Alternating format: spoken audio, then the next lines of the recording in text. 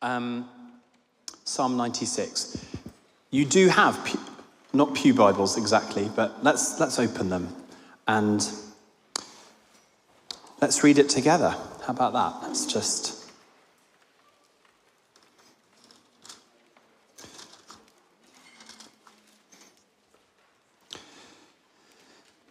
Is that okay? 602, or double click on your phone, whichever it might be. Sing to the Lord a new song. We can sing it. We can say this together. Sing to the Lord, all the earth. Sing to the Lord, praise his name. Proclaim his salvation day after day. Declare his glory among the nations, his marvelous deeds among all peoples. For great is the Lord and most worthy of praise. He is to be feared above all gods. For all the gods of the nations are idols, but the Lord made the heavens. Splendor and majesty are before him. Strength and glory are in his sanctuary. Ascribe to the Lord, O families of nations. Ascribe to the Lord glory and strength. Ascribe to the Lord glory due to his name. Bring an offering. Come into his courts. Worship the Lord in the splendor of his holiness. Tremble before him, all the earth. Say among the nations, the Lord reigns. The world is firmly established. It cannot be moved. He will judge the peoples with equity. Let the heavens rejoice. Let the earth be glad. Let the sea resound and all that is in it. Let the fields be jubilant and everything in them. Then all the trees of the forest will sing for joy. They will sing before the Lord, for he comes. He comes to judge the earth. He will judge the world in righteousness and the peoples in his truth. The theme of this moment is sing to the Lord a new song. Like the beginning of Psalm 22 was, my Lord, why have you forsaken me? Beginning of this psalm is sing to the Lord a new song. And within it is all of the rest of the concepts behind the rest of the psalm. It's the title by which you know all of the rest of it. Although one of the first I mentioned last time, one of the first things we did here was to try to work out how to make this area prettier and to plant a garden. When I left from here and went to where we are now, just by Beaconsfield, it took us a little while, but we eventually managed to sell everything we have in the universe and buy an abandoned farm. So that's where we have now. And it has woodlands and it has forests, and it's got 70 acres there, which is now run as a conservation site with community and churches. And we have English-speaking churches, we have Pentecostal churches, we have networks, we have a Romanian congregation that worships in our tent every single Sunday as well. Completely Romanian language, main service, and English youth and children's ministry, because all of the children are born and bred in London, and so they don't actually understand Romanian. So it's a kind of an unusual bilingual congregation. And my mind goes back to lockdown. For many of us, even though people were meant to be clapping the NHS and some people were telling us that this was, the best version of ourselves, most people that I've spoken to now think that it was horrible. It was really, really horrible. Some of the underlying issues and pressures that were going on in our lives got worse.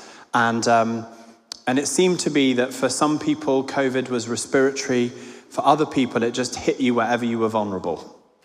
And one of my friends was the professor in charge of the COVID ward just on the outskirts of London. And she said that she was calling it a whole system virus. So people with diabetes found themselves becoming really ill, people with any underlying health issues. And if it happened to be respiratory, it would take you there. It was just a very, very brutal time, very scary time for many people. For many teenagers, it was also horrible. Teenagers are meant to be finding their purpose and understanding within community as they navigate and negotiate their life outside just the family unit and find their sense of self in relationship with other people. And being locked up in your room, in your house, not able to hang out with any people, One of my sons called it, "Who sentenced me to solitary confinement? I did nothing wrong." And for some people, it was a jailing, solitary confinement, punishing experience that they've still not recovered from. They're still living with the repercussions of it. For us, that year, both the ministries that we had been involved in, Amy, my wife, and I, both hit the buffers all at the same time. And particularly the ministry my wife had been involved in doing apologetics for over 22 years, the only job that she'd ever had. Turned out the guy who was leading it was a serial sex offender and had been trafficking and raping people, as well as doing all sorts of other appalling things, whilst also being a traveling evangelist. And he was the head of the ministry that she had been working for 22 years. It was like a slow motion horror to live in that situation. First of all, dealing with that issue, and then secondly, dealing with an institution, a ministry with 18 offices around the world, hundreds and hundreds of staff, and then how do you cope with that issue? And that was also, for many people who had not been personally affected by what he had done, they were very affected by the collapse of a ministry or of an institution, and friendship networks and things have been going on for 20 years, and that tussle of whistleblowers and board members and all of this kind of stuff. And it was really, really brutal. So for many people, that piece was worse than the original piece. The kind of collapse, if you like, was more damaging than the original thing that had brought it about. So that was all going on for us in 2020 whilst everything was shutting down. But because we had this farm, one of the weird things that happened is that about a day after I went on sabbatical and handed over my congregation to the team who were going to be running it, as I was handing it on, I began that on the 17th of March, 2020, that handover process. So it went on and on and on and didn't turn out the way any of us had imagined it was going. So we suddenly found myself literally beginning my sabbatical after 20 years of running a congregation, suddenly not doing that. Amy, with the ministry she'd given 22 years to, collapsing around our ears. Our children locked up in prison, essentially, all boys. They used to do 3 hours of sport a day, competitive, very competitive, tennis, cricket, rugby, all of this. And they are kind of kids that if they're not doing 3 hours of exercise a day, they can't function. They're that kind of kid. So that's great if you're into sport. Not so great if you're jailed at home. And so I remember one of them wanted to go outside and play tennis with his brother. And then we have some tennis courts just a few doors down. And so he thought, what could be wrong with that? I'm in my family unit. The tennis court is just there. We're always going to be X amount of meters away from somebody else. And then suddenly somebody comes and a neighbor had seen them and had called the police on him for playing tennis with his brother and remaining 10 meters apart. That was his first sort of opportunity to get out there. And I immediately thought, well, hold on a second, farms aren't closed. So we're going to carry on. A bunch of us are going to carry on meeting in the farm and having work meetings that begin and end with prayer. And I'll find a way for us to kind of navigate. Those of you that remember me being here, I'm always quite good at finding, is there the chink between the laws where you can wiggle your way through and find a way through? Anyway, I thought to myself, farms are open, outdoor spaces are open, we'll keep X amount of meters away from each other, but I think a few of us can carry on. And so, depending on the rules, which if you remember changed every 6 weeks or something, suddenly you're allowed 2 people or 10 or only your family members or 8, or you had to sit 2 meters away from other people. It was bewildering. We just kept on adapting every 6 weeks when the rules changed. And if you remember at one point you were only allowed, people were locked out of their own church buildings. I mean, remember this, a vicar was not allowed to go into their own building. It's literally mad on their own. we were sometimes 100 people outside, and then the rules changed, and then we were 8. And then you were only allowed to meet if you were live streaming the service, weren't you? You were allowed to stand in different places. If you're in the worship team, suddenly lots of people want to be on the worship team. You could be in the worship team, and then you've got somebody on the sound desk, and so you could probably get up to about 12 people in one space with everybody with a role if you were lucky, maybe slightly fewer.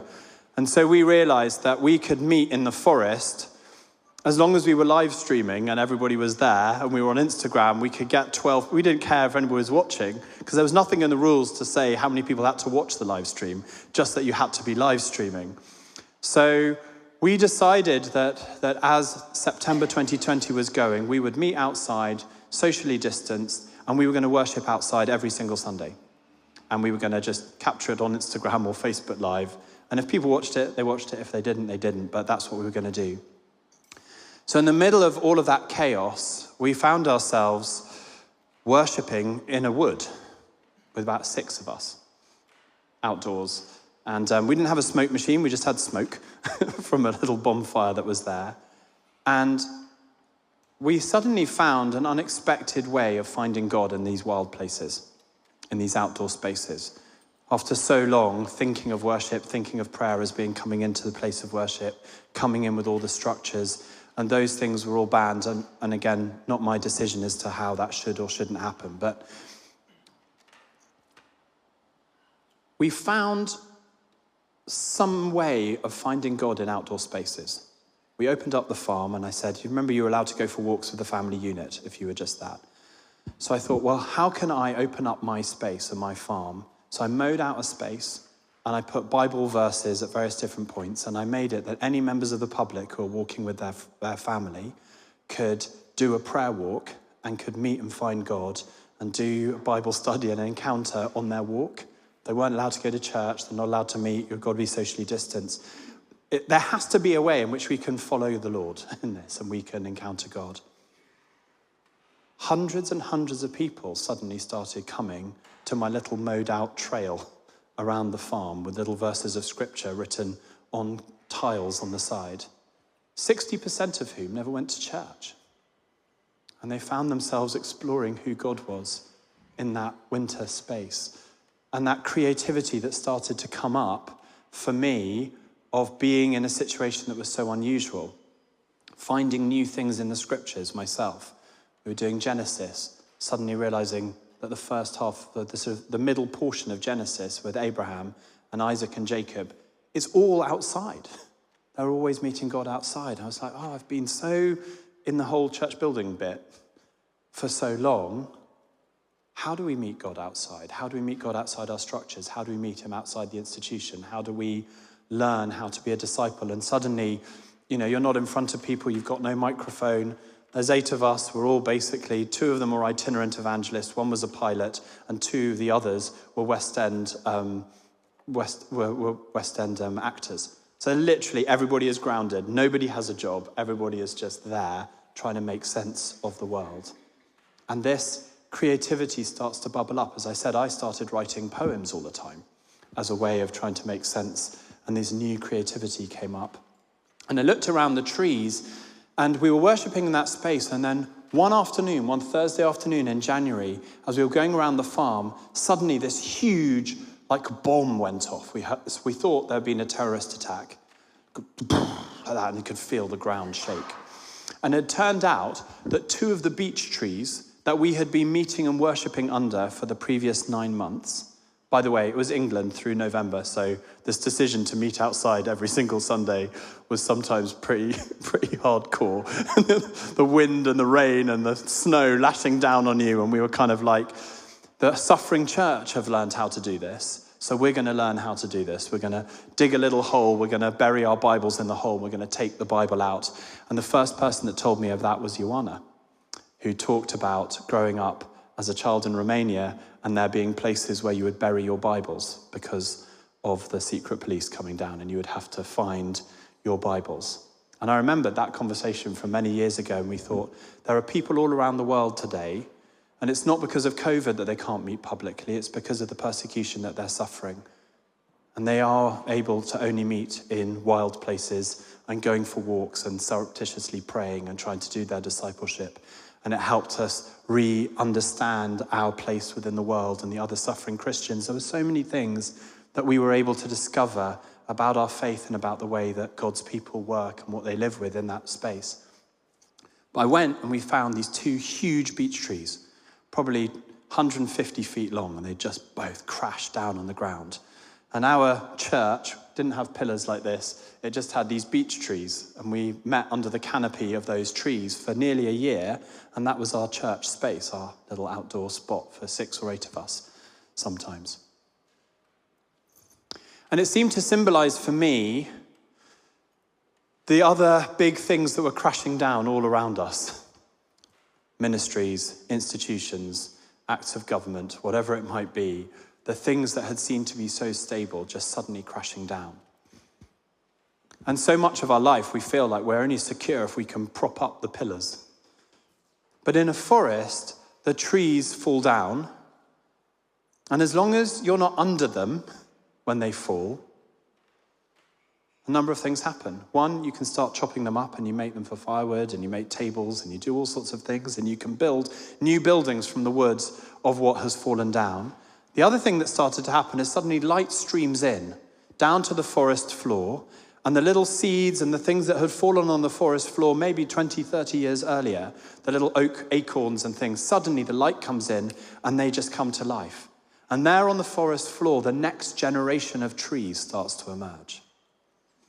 And it gave me hope in that moment that as things tumble and fall, as things that have maybe taken 100 years to grow, crash to the ground all around us, and we feel that distress and that loss of something beautiful that we had lived under the shadow of for so long.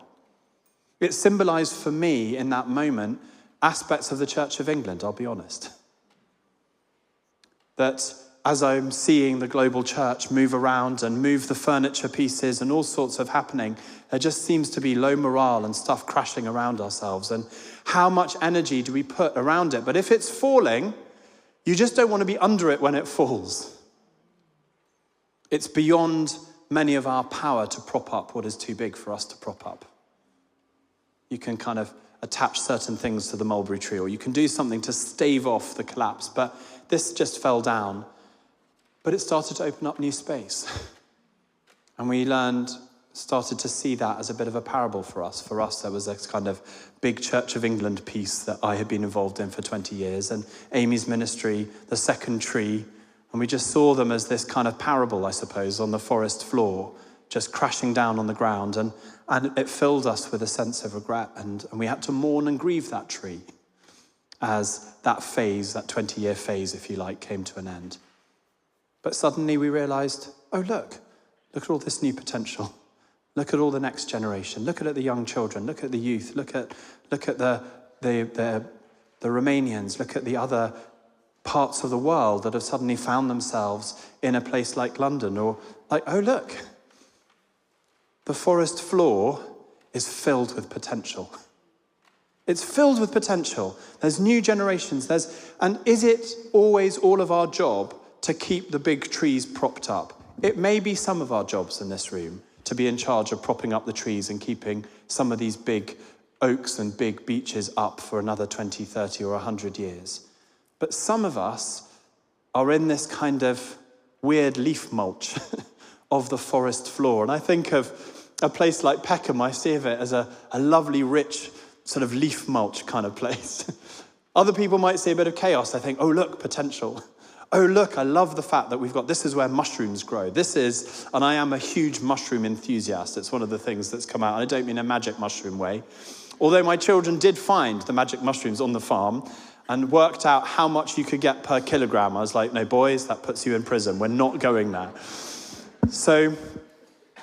But suddenly that leaf mulch becomes the most incredible space. Like in your little garden, everybody's looking for a bit of compost, aren't they? Because you need the mulch, you need this sort of stuff on the forest floor to grow the next thing, the seedlings, the next generation, the new potential. And in a forest, the old and the new coexist. The leaf mulch and the old trees and the little trees, they all exist together. And when we think of a Christian community in a place like here, in a place like All Saints, We're going to see bits of the old oaks, the multi-generational old oaks. The building is a sign of that. We're going to have some who are beech trees, the Gurleens of this world. I'm putting you in the beech tree category, not the old oak. Or the hollies, or the elderflowers, or all of these things that coexist and live together. And some of us are little seedlings.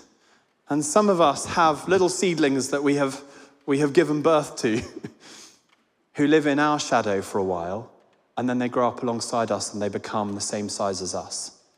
And that is a beautiful thing. That is the way that the forest is meant to grow. God is in it. Do not panic. It's not the Hitchhiker's Guide to the Galaxy that says on the front, do not panic. I feel like the Lord is saying, don't panic. Do not panic. If you see a big tree falling down, it might be making space for new seedlings in the leaf mulch. Look what's happened. Suddenly, in the last few years, some of you, if you've been in this church for a while, I remember you walking in. I remember you coming and being the only representative of your particular group or your particular neighborhood, and suddenly there's a whole bunch. And this diversity, the mulch, if you like, flourishes because it's not all the same. And it becomes an amazing place for a new ecosystem to grow. New seeds go in there, and new life, new comes. And it can only come when the old has passed. So I would say I had a little oak tree moment. I'm over. I'm not here anymore. It's lovely to be back, but that era is over in a sense. But there's a leaf mulch here now, and that's the question. What is the Lord doing with the current lovely mulch, the ecosystem that God has been producing in this community for many hundreds of years? Hundreds of years. When the guy was first walking down the road and thought, there should be a place of worship here. Thomas Gaster, he was called. The geeks among you can read my PhD, it's online. It's all about this church, and it traces it right the way through from 1867 to, about 2020 or so, or actually just before that, about to Bob's era. So I didn't write about my own era. So it ended with Bob. And he started door knocking here. A bunch of people gave him somewhere to live. The first thing he did was build a hall. The hall predates the church because he thought, as long as we've got a space, we can use it for children all the way through the week, and we can use it on a Sunday for worship. So this was a market garden. So this whole place here was a fertilized garden for seedlings and vegetables. Before a hall was built, before a church was built, before a prayer hut was built, it was a fertile bed. And he saw this market garden and said, that's where we're going to build a Christian community. So they bought it at auction the next day, the next week. It was up for auction. They just bought it with a friend. 2 people just went and bought it. This is where we're going to do the church. They built the hall here, the first part of it. And then they would open it up. They had church meeting in his house on a Sunday morning. He bought some reed matting. And then on a Sunday morning, he would do door knocking and said, divine service. The little flyers exist. Divine service will be on Tumut Road, or whatever number Tumut Road it was, in the morning and the evening service. So they had no church, no people. They just announced through door knocking that divine service would start. And before too long, the morning service had people all the way in the sitting room and up the staircase. And they still hadn't bought the church. They still hadn't built anything. And they did the same for an evening service as well, just started door knocking. They built the hall. 1867, that was up and running. In that first 2 years, they raised some money and built the hall. By the time they were finishing the hall, they'd outgrown the hall, and so that's why it's the funny L shape. They built, because they got to the end of it, so they built the L-shape extension before they'd even finished it, so they get even more people in on a Sunday. And then they built this church building, and by 1872, that was 7 years from the door knocking, this church building was built. And the congregation, this local area, was a new emerging suburb on the outskirts of London called Peckham. The quotes that I found when I was doing my history were, "Oh, to be in Peckham where the air is clear." Which I found as funny then as you obviously find now. But it was this kind of nice leafy suburbs on the outskirts by Nunhead Cemetery where you could see all of this beautiful countryside, and it was a new suburban community on the outskirts of London. It was suburbia. You live in suburbia, people. You didn't think about it, but you do, of an era. And then he started an afternoon service for children. And they had 400 children meeting here in an afternoon at one stage. I was super inspired by that. When I came, I just thought, isn't it wonderful sometimes to see that people who've gone before us have been involved in something beautiful? And I found that just inspiring. I didn't find it intimidating, I just found it inspiring. I thought, we'll pray for this kind of thing. But there's something about this rich loam and the new creativity that comes up. Psalm 96 starts with, sing a new song. New creativity. Sometimes we sing before we build. Sometimes we sing before we pray, before we build, before we do everything else. We actually start to hope and to dream and to sing the things that we are praying and the things that then later come to be. And just think about that, sing a new song, and just draw out 2 or 3 things from that phrase. And then I'm going to invite us to press in and to sing together. What song have you been singing so far? Have we been singing an old song?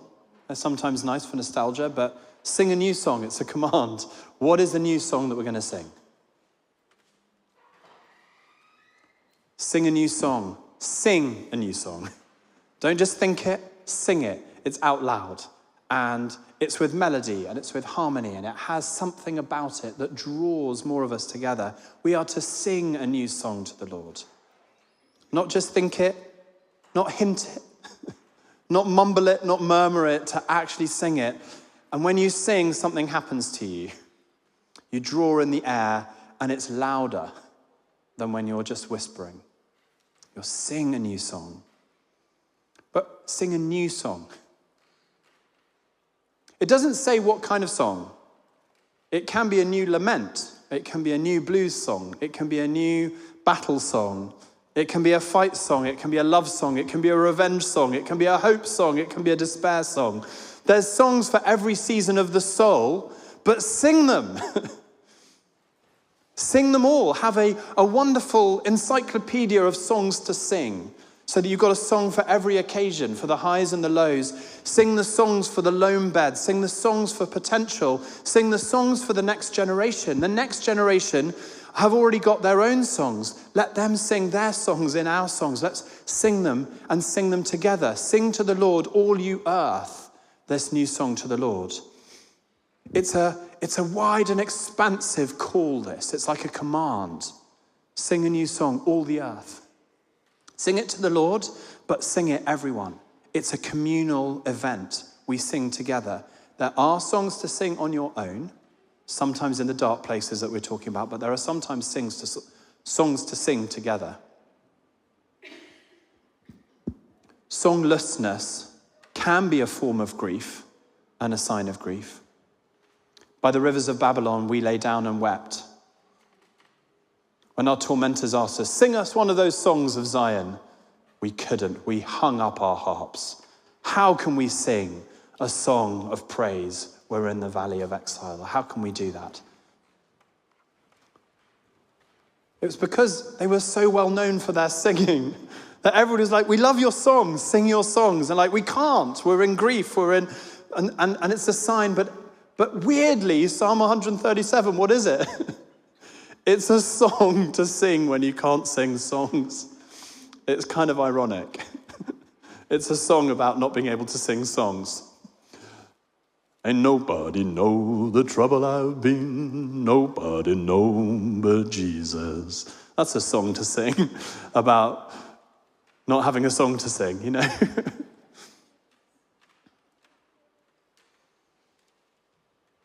And then it says, bring this song into the temple. Bring it, all you peoples of the earth. What a brilliant mandate to call all the nations and languages and tongues and backgrounds and cultures in the rich, leafy mulch of southeast London and call us all to sing a song to the Lord. Sometimes our focus is on, well, look, I'm an acorn. Well, I'm a rotting beech leaf. I'm a beech nut, I'm a mushroom. And we identify, as we rightly do, our individual uniqueness. And as an environmentalist and a conservationist, I love that. I love the detail of the uniqueness. But in a sense, the new sprout doesn't mind what we are. It just becomes a beautiful, rich context for the next generation to grow and to spring up. And sing a song, all the earth. And it's interesting, isn't it, that this psalm, as it goes on, starts to say, let the fields rejoice. Let the trees of the field clap their hands. Let them start to sway. Let them start to kind of to the left, to the right. And you can just suddenly imagine all the trees like people just bouncing. Bounce, bounce. You can imagine that in the club or whatever. Suddenly you're saying, let the trees do that. Let everybody do that. Sing a new song in that kind of environment. And for me, the songs, the fields and the trees showed me how to sing different songs than I'd learned to sing before.